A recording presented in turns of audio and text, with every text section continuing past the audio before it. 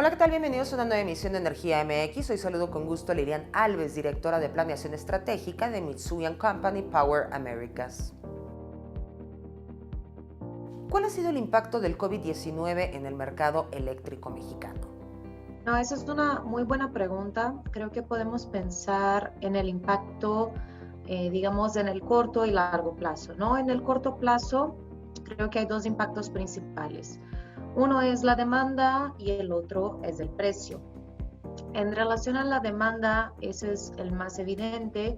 Nosotros en MPA hicimos un análisis con base en los datos que publica el SENACE, que son datos públicos, sobre cómo ha evolucionado la demanda en este periodo de la pandemia. Y lo que observamos es que enero y febrero los números venían normales en relación a la expectativa de crecimiento del país, pero a partir de marzo, más bien el fin de marzo, empezamos a ver un impacto en la demanda, que se incrementa en abril, cuando ya empezamos a ver una caída en la demanda en relación al año pasado de más o menos 6,5%. Y el peor momento, digamos, en el sistema fue en mayo, cuando pues ya teníamos todas las regulaciones por parte del gobierno federal, de los gobiernos estaduales, de solamente tener las actividades consideradas esenciales en operación. Y en este mes fue cuando vimos la caída de la demanda de forma más significativa, que fue de 10%, ¿no? En relación al año pasado. Desde entonces, se ve que la demanda empieza a recuperarse. Aún no estamos al mismo nivel del año pasado, pero no estamos tan lejos, ¿no? Entonces, conforme la economía fue reabriendo, otras actividades fueron consideradas esenciales, por ejemplo, en junio, la construcción, etcétera. Podemos ver que esta caída fue, digamos, suavizando. Entonces, con los datos que hemos tenido desde julio, la demanda en relación al año pasado está solo 2% abajo. Entonces, uno esperaría que hasta el fin del año podamos recuperar a los niveles del año pasado, pero claro, considerando la caída que tuvimos en los meses anteriores, no va a ser comparable, ¿no? Y digamos, las regiones de México que más sufrieron, pues fueron las regiones de grandes centros urbanos. Entonces, donde están, por ejemplo, Ciudad de México, Guadalajara, Monterrey, y luego también las regiones más turísticas, ¿no? Entonces, por ejemplo, la caída de la demanda en la región peninsular fue muy fuerte.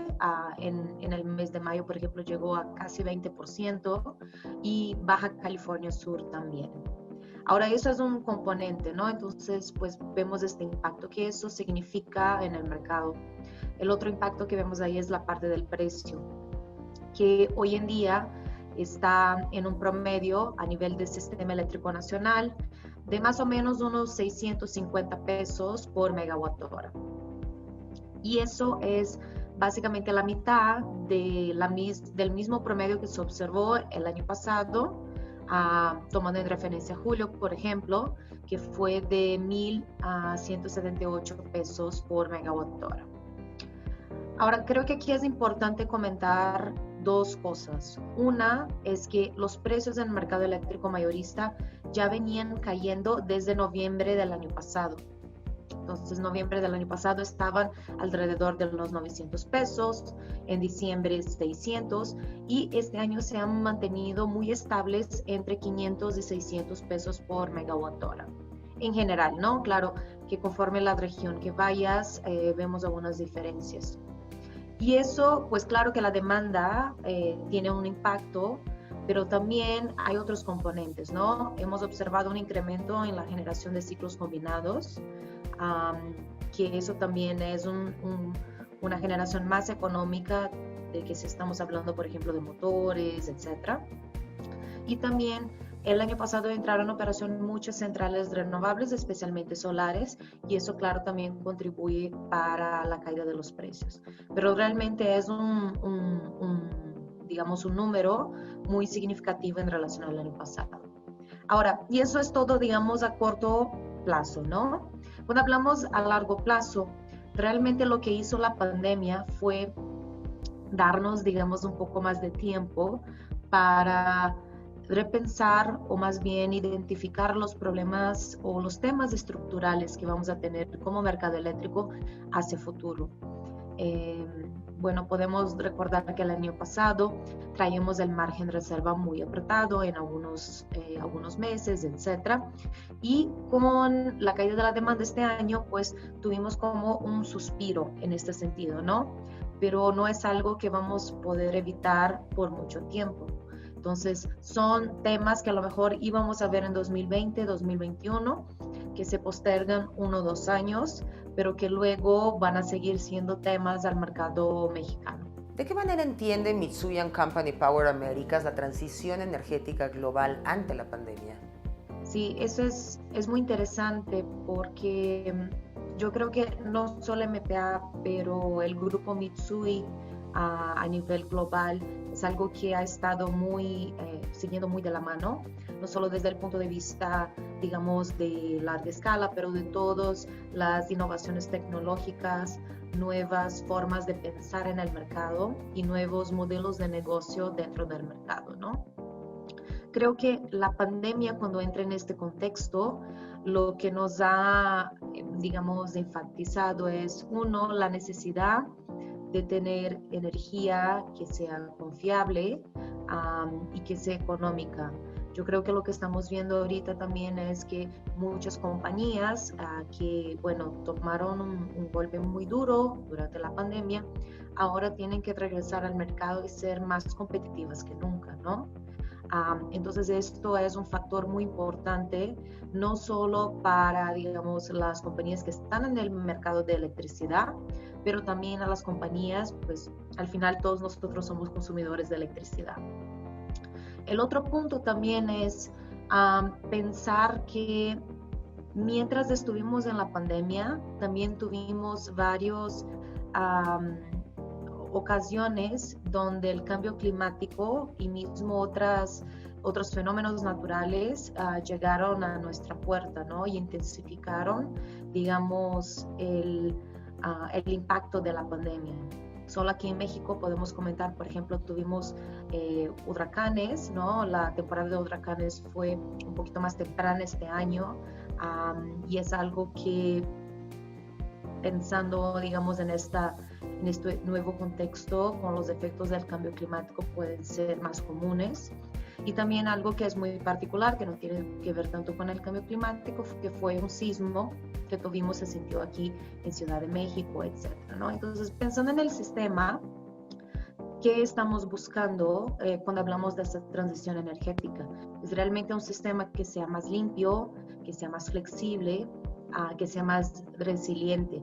Y luego, para poder alcanzar todo eso, yo creo que no hay una solución o un cambio que va, digamos, apoyar a todo eso, pero más bien son varias pequeñas soluciones, tecnologías e innovaciones que se va incorporando al mercado y hace con que el mercado se convierta más moderno y más preparado para estos cambios que cada vez más están más inesperados. ¿Cómo ha sido el crecimiento de la compañía en México y en qué proyectos están trabajando actualmente? Existe aquí en México desde 2010. Este año celebramos 10 años en un momento muy atípico del mercado eléctrico. Y inicialmente la compañía fue creada como una compañía de gestión de activos, de operación y mantenimiento para plantas donde Mitsui tenía una participación como accionista. Pero desde entonces hemos evolucionado y cambiado un poco nuestra participación en el sector. Entonces, hoy en día, pues seguimos con digamos, este ADN de la compañía de hacer la gestión de activos de forma muy eficiente, muy segura también, no solo ahora a plantas de Mitsui, pero también a plantas de terceros, ¿no? Entonces, hoy en día hemos diversificado digamos, a esta dirección.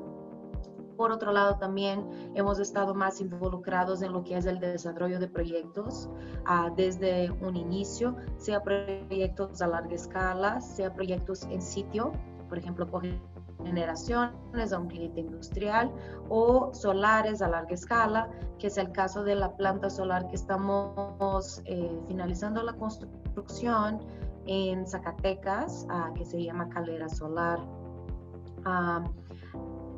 Además de eso, también hemos estado viendo lo que es el mercado final, o sea, el consumidor final. Y por eso en este año hemos ingresado a lo que es el mercado de suministro calificado, justamente para poder ofertar al cliente final soluciones que sean competitivas e interesantes para su consumo de electricidad. ¿Cuál es su experiencia como suministrador calificado y cómo trabajan con los diferentes usuarios en el mercado eléctrico? Bueno, en nuestro caso somos nuevos a la actividad de suministro calificado aquí en México. Vamos empezando este año, pero lo que creemos que sea la propuesta de valor a los clientes es que tenemos una visión del cliente, de sus necesidades, digamos de una forma más holística, en el sentido de qué necesita este cliente y cuál es la forma más eficiente de entregar este producto. Sea, por ejemplo, solo con el suministro calificado, sea haciendo una combinación con una instalación en sitio, sea de una cogeneración o sea, por ejemplo, de paneles solares a través de una compañía hermana que tenemos que se llama Forefront Power. Entonces, pensamos al final cuál es la mejor solución al cliente y también dándole, digamos, una alternativa que sea competitiva y que no lo exponga tanto al riesgo, ¿no? Yo creo que eso también es un punto muy importante. Como estamos en un mercado nuevo, es muy importante que el cliente se sienta cómodo con los conceptos del nuevo mercado, la forma como está consumiendo su electricidad y la forma como esto es, digamos, cobrado, por así decir, ¿no? Y luego yo creo que el otro punto también que traemos en la mesa es todo el respaldo y el conocimiento pues que nosotros como MPA y como Grupo Mitsui traemos a la mesa, tanto de, digamos, de estar actuando en el mercado mexicano, pero también en el mercado global. En el tema de mujeres en energías renovables, ¿cuál consideras que es el papel actual que están desempeñando para impulsar la transición energética? Esa es una muy buena pregunta porque creo que hay, digamos, impactos cuando pensamos en un mercado laboral a nivel global y lo que es específico de energía renovable y la transición energética. Hay numerosas investigaciones y artículos que hablan sobre los beneficios y el valor que aportan en sentidos económicos a las compañías, los trabajadores sean, digamos, más diversos, o sea, que vengan de diferentes contextos, pero también que se tenga un equilibrio mayor entre hombres y mujeres. En la industria de energía renovable en particular, por ser una industria relativamente nueva, creo que ya refleja mucho de los avances en el mercado laboral que hemos visto en los últimos años. Entonces, por ser una industria nueva, tienes más participaciones de mujeres. Sin embargo, aún tenemos un largo camino, especialmente en lo que quiere decir presencia de mujeres en liderazgo, en posiciones de liderazgo. Pero de forma más concreta, digamos, ¿qué aporta? ¿Cuál es, digamos, la aportación de tener más mujeres en el mercado de energía renovable? Creo que uno de los puntos que es muy interesante pensar es que cuando estamos hablando de electricidad o de energía renovable, son industrias que suelen ser impactadas por diversos factores. Hay el factor económico, técnico, financiero, humano, del medio ambiente y etcétera. Creo que en este sentido las mujeres aportan mucho justamente por tener una visión, digamos, más ponderada y poder tomar decisiones equilibradas llevando en cuenta esos diferentes factores. Ahora, digamos, ¿cuál es el rol, digamos, de las mujeres de una forma un poco más general? Pues cuando hablamos de transición energética, hablamos del futuro y es un futuro que es compartido, ¿no? De hombres y mujeres. Entonces, en este sentido es muy importante también que esta equidad sea reflejada en el mercado también.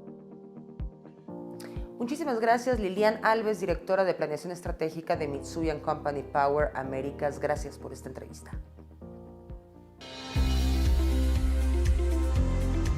Mantener la confiabilidad de tus activos e incrementar la disponibilidad de tu planta se complica cuando enfrentas múltiples problemas a la vez.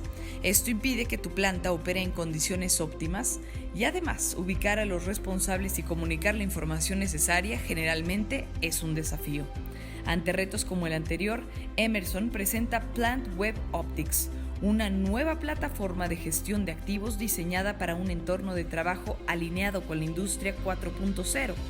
Al mostrar en un solo lugar datos de los activos que requieren atención, como los equipos rotativos, de instrumentación, de control, de proceso y válvulas, genera una visión holística que permite conocer en qué estado se encuentra tu planta.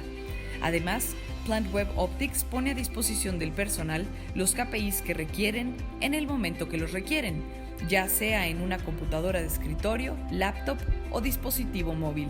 Esto acelera la toma de decisiones, la comunicación entre áreas o departamentos y por lo tanto la productividad.